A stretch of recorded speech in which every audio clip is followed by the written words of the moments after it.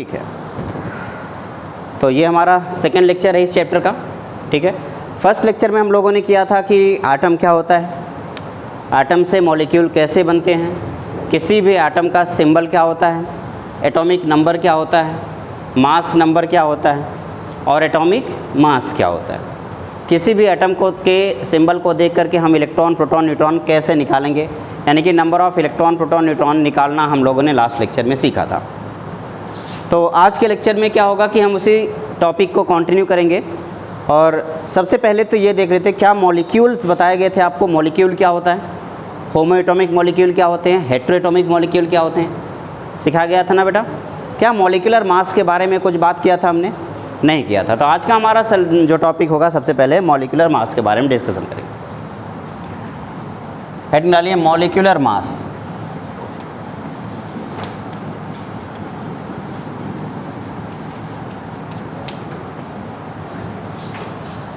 Molecular mass के बारे में जानने के लिए आपको मॉलिक्यूल पता होना चाहिए। एक बार वापस से रिवाइज कर रहा हूँ। मॉलिक्यूल, मॉलिक्यूल क्या होता है बेटा, आपने कहा था sir this is the group of atoms. Atoms का ग्रुप मॉलिक्यूल कहलाता है। दो तरीके का ग्रुप बनता है, एक तो सेम एटम का और दूसरे डिफरेंट एटम का। अगर सेम एटम का ग्रुप बनाते थे तो उसे होमो एटॉमिक मॉलिक्यूल। तो होमो atomic molecule,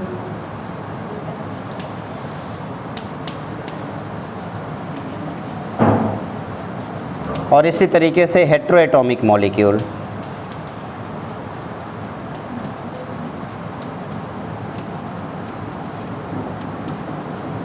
homo atomic molecule and hetero atomic molecule. Homo atomic molecule वो मॉलिक्यूल होता था जो सेम एटम से बनता था। हेटेरो एटॉमिक मॉलिक्यूल वो मॉलिक्यूल होता था जो डिफरेंट एटम से बनता था। इसी होमो एटॉमिक मॉलिक्यूल को आप लोगों ने एलिमेंट बोला था और हेटेरो एटॉमिक मॉलिक्यूल को कंपाउंड का नाम दिया था। अब हम डिस्कस करेंगे मॉलिक्यूलर मास के बारे में। तो मॉलिक्यूलर मास के लिए बेटा क्या करेंगे, मॉलिक्यूलर मास सिंपल सा इसका मतलब होता है मास ऑफ वन मॉलिक्यूल। क्या होगा बेटा, मास ऑफ वन मॉलिक्यूल। किसी एक मॉलिक्यूल का जो मास होता है उसे मॉलिक्यूलर मास बोलते हैं। अब बताओ मॉलिक्यूल किससे मिलके बना है, ऑब्वियसली एटम से। और अगर मॉलिक्यूल एटम से मिलके बना है तो इसका सिंपल सा मतलब है कि जितने एटम होंगे उन सारे एटम का जो मास होगा वही, सारे एटम का मास जितने हैं उन सारे एटम के मास को कंबाइन कर दें तो बनता मॉलिक्यूल, उस मॉलिक्यूल का मास निकलेगा। ये वाला फैन कहाँ से आता है बेटा, यहाँ से, ठीक है ना, ठीक, गुड। तो आप कह सकते हैं mass of one molecule molecular mass कहलाता है। या एक दूसरा डेफिनेशन क्या है, mass of all atoms in molecule, mass of all atom present in one molecule. किसी एक मॉलिक्यूल के अंदर जितने एटम होते हैं उन सारे एटम का मास आपस में ऐड कर दोगे तब भी मॉलिक्यूलर मास मिलेगा। और साथ ही साथ या किसी एक सिंपल मॉलिक्यूल का मास अगर आप निकालोगे तब भी मॉलिक्यूलर मास मिलेगा। बहुत ही आसान है। जैसे एक एग्जांपल से मैं इसको समझाने की कोशिश करता हूँ। जैसे मैं अगर कहूँ कि हाइड्रोजन का एटॉमिक मास कितना होता है तो आप बोलोगे 1 AMU। क्या इसका एटॉमिक मास है, दो एटम है, एक एटम ये और एक एटम ये, इन दोनों को आपस में मिलाया तो एक H2 मॉलिक्यूल बना, हाँ या ना। तो बताओ बेटा ये दोनों क्या हैं, क्या ये एटम्स हैं, और इन एटम का आपस में ग्रुप बन के ये क्या बन गया, मॉलिक्यूल। तो अगर मैं आपसे कहूँ कि इस मॉलिक्यूल का मास मुझे चाहिए तो इस एक एटम का मास 1 AMU हो गया, इस दूसरे वाले एटम का मास 1 AMU हो गया, तो 1 + 1 कितना हो जाएगा, 2 AMU। तो इसका मॉलिक्यूलर मास कितना हो जाएगा, 2 AMU। क्या ये बात क्लियर हो गई। AMU का मतलब क्या, अलीगढ़ मुस्लिम यूनिवर्सिटी है, क्या है, एटॉमिक मास यूनिट। तो AMU का मतलब होता है एटॉमिक मास यूनिट। आइए एक और एग्जांपल लेते हैं। मान लीजिए मैं आपसे कहूँ कि मुझे H2O एक मॉलिक्यूल है, इस मॉलिक्यूल का मॉलिक्यूलर मास चाहिए। तो बताओ हाइड्रोजन का कितना होता है बेटा, 1 AMU मल्टीप्लाइड बाई कितने हाइड्रोजन है, 2, प्लस ऑक्सीजन का कितना होगा, 16 AMU। टोटल ऐड करके बताओ 18 AMU। तो H2O का मॉलिक्यूलर मास कितना हो गया 18 AMU। नेक्स्ट HNO3 का मुझे मॉलिक्यूलर मास चाहिए, कम ऑन। हाइड्रोजन का कितना हो गया 1 AMU प्लस नाइट्रोजन का 14 AMU प्लस ऑक्सीजन का 16 × 3, तो ये हो गया 1 प्लस 14 प्लस 48, कितना आ गया आंसर बता दो बेटा 63 AMU। Very good. कोई मुझे कार्बन डाइऑक्साइड का मॉलिक्यूलर मास निकाल के तुरंत बताओ। कार्बन का कितना हो गया 12, अब AMU बार बार मत लिखो, एक इकट्ठे लिख लेना, ठीक है। 12 प्लस ऑक्सीजन का कितना हो गया 16 × 2, तो आपने कहा sir 12 plus 32, final answer is 44। Unit क्या होगा AMU, इसकी यूनिट AMU हो गया। सेम ऐसे ही नेक्स्ट अगर मैं आपसे कहूँ ओहो H2SO4 का मुझे मॉलिक्यूलर मास चाहिए, कम ऑन। हाइड्रोजन कितना हो गया 2, 1 × 2 2, सल्फर का होता है 32 प्लस ऑक्सीजन कितना हो गया 16 × 4, तो आपने कहा सर ये हो गया 34 प्लस 64। बताओ बेटा फाइनल आंसर 98 यूनिट बता दो AMU। Very good. तो इस तरीके से H2SO4 का आपने मॉलिक्यूलर मास निकाल लिया। कोई मुझे कैल्शियम CaCO3 का बता सकता है 100। आपने कैल्शियम का कितना बोला 20, नहीं 40 प्लस कार्बन का 12 प्लस ऑक्सीजन का 16 × 3, तो 52 इधर हो गया plus 48, final answer is 100 AMU। तो किसी भी मॉलिक्यूल का मॉलिक्यूलर मास निकालने के लिए उसके एटम्स के मास को आपको पता होना चाहिए। 1 से लेकर 30 तक के सारे एटम का मास मैंने आपको निकालने के लिए याद रखने के लिए बताया था, याद है ना? नहीं याद है तो याद कर लेना। 1 से लेकर 30 तक। अगली क्लास जब मेरी होगी तो उस टाइम मैं रैंडमली किसी से भी पूछ सकता हूँ। चलो अगर मैं आपसे Fe2O3 की बात करता, क्या कोई मुझे बताएगा? चलो आयरन का मैं बता देता हूँ, कितना होता है 56, ठीक है। तो अब इसका मास निकालना है तो आप कहेंगे 56 × 2 प्लस 16 × 3। बता दो बेटा, टोटल बता, कैलकुलेट करके जल्दी से बता दो।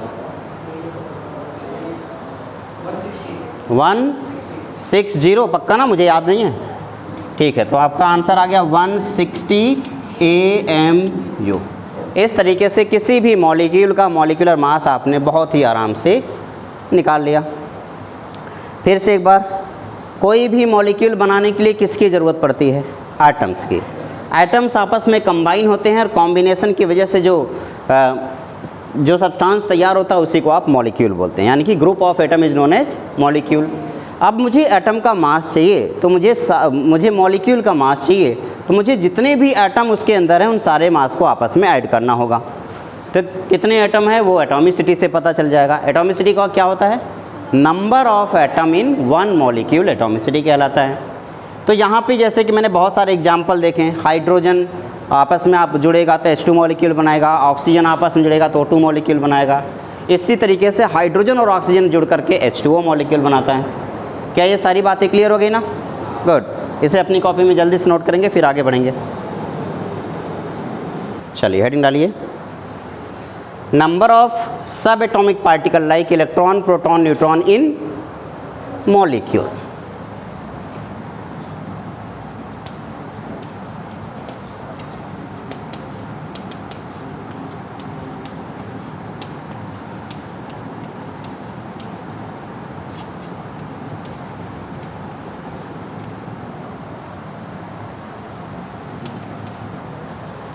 अभी तक हमने एटम देखा, एटम का मास सीखा, और एटम के अंदर इलेक्ट्रॉन, प्रोटॉन, न्यूट्रॉन कितने होते हैं ये सीखा।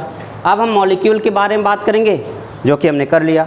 फिर मॉलिक्यूलर मास सीखा, और अब हम मॉलिक्यूल के अंदर कितने इलेक्ट्रॉन, प्रोटॉन, न्यूट्रॉन होते हैं इसके बारे में भी सीख लेते हैं। लगे हाथ? तो बताना बेटा, जैसे मैं आपसे कहूँ कि एक H2 मॉलिक्यूल के बारे में सबसे पहले डिस्कस करता हूँ। H2 मॉलिक्यूल के लिए आप कहेंगे कि सर इसके लिए एक हाइड्रोजन और दो हाइड्रोजन आपस में मिला होगा तो क्या बना होगा? H2 बना होगा, यही हुआ होगा। तो इस H का एटॉमिक नंबर और मास नंबर सामने लिखा है। इस वाले H का भी एटॉमिक नंबर और मास नंबर सामने लिखा, हाँ या ना। अगर मैं आपसे कहता कि इन दोनों H को आपस मिला के मॉलिक्यूल H2 बनाया गया है, तो मुझे सबसे पहले बताओ प्रोटॉन निकालने के लिए क्या देखते थे, एटॉमिक नंबर। तो इस हाइड्रोजन का एटॉमिक नंबर कितना हुआ 1, तो इस वाले एक हाइड्रोजन में प्रोटॉन कितना हो गया 1, इस वाले में प्रोटॉन कितना हुआ 1, H2 में प्रोटॉन कितना हो गया 1 + 1 2, क्योंकि इन दोनों को आपस में ऐड करके तब जाके बना हुआ है। ठीक है, अगर मैं कहूँ कि इलेक्ट्रॉन की बात करता हूँ तो बताओ इसमें भी 1, यहाँ पे 1, यहाँ पे कितना हो गया 2। न्यूट्रॉन की बात करता हूँ 0 0 0।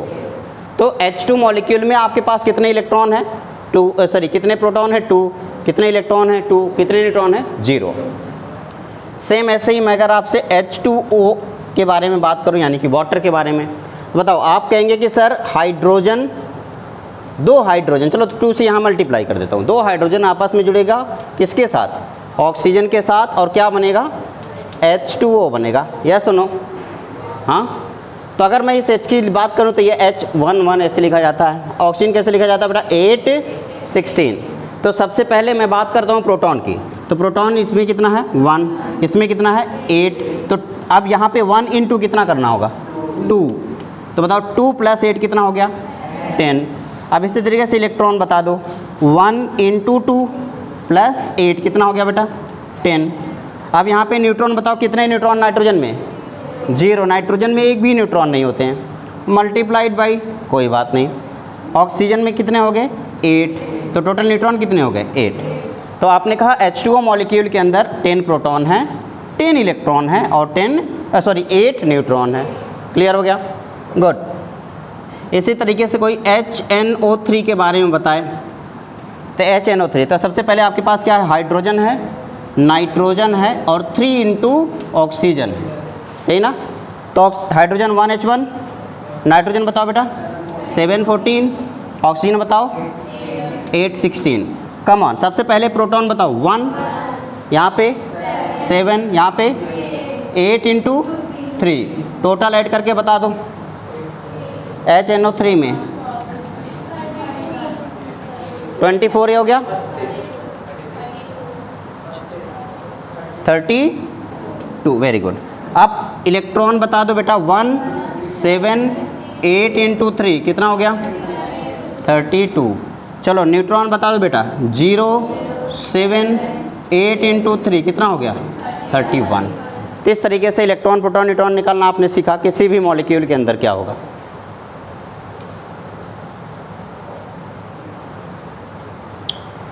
चलो अब मैं आपसे पूछूंगा CN के अंदर आपको इलेक्ट्रॉन प्रोटॉन न्यूट्रॉन निकालना है, तो आप कहेंगे सबसे पहले CN निकालने के लिए मुझे क्या करना चाहिए, कार्बन का पता होना चाहिए और नाइट्रोजन का पता होना चाहिए, तभी तो CN पता चलेगा, हाँ या ना।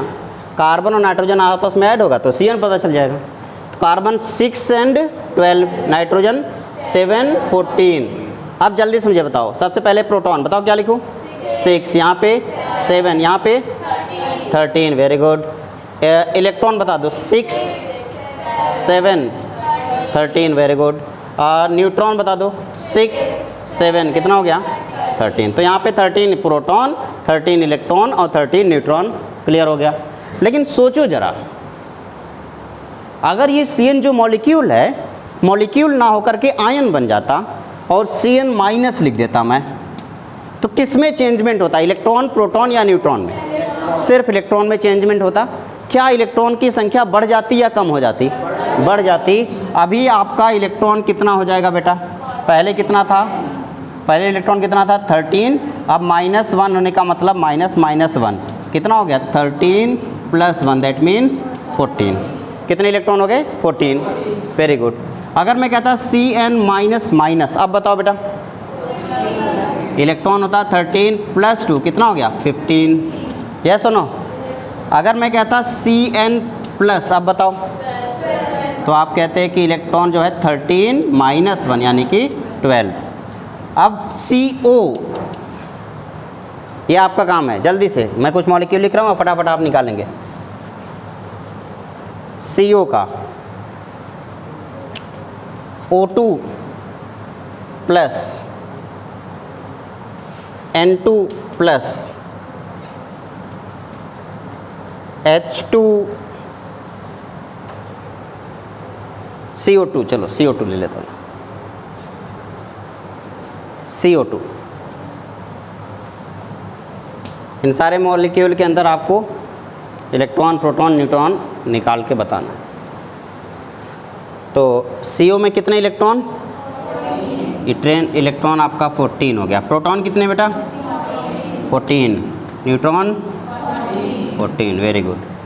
O2 में बताइए, इलेक्ट्रॉन 15, प्रोटॉन, न्यूट्रॉन। N2 में बताइए, इलेक्ट्रॉन, प्रोटॉन और न्यूट्रॉन। CO2 में electron 22, proton, neutron, very good. एक लास्ट निकाल के बता दीजिए मुझे NaOH में, फटाफट इलेक्ट्रॉन, प्रोटॉन, न्यूट्रॉन निकाल के NaOH में बता दीजिए, फिर आपका ये टॉपिक मॉलिक्यूल वाला पोर्शन कंप्लीट होगा।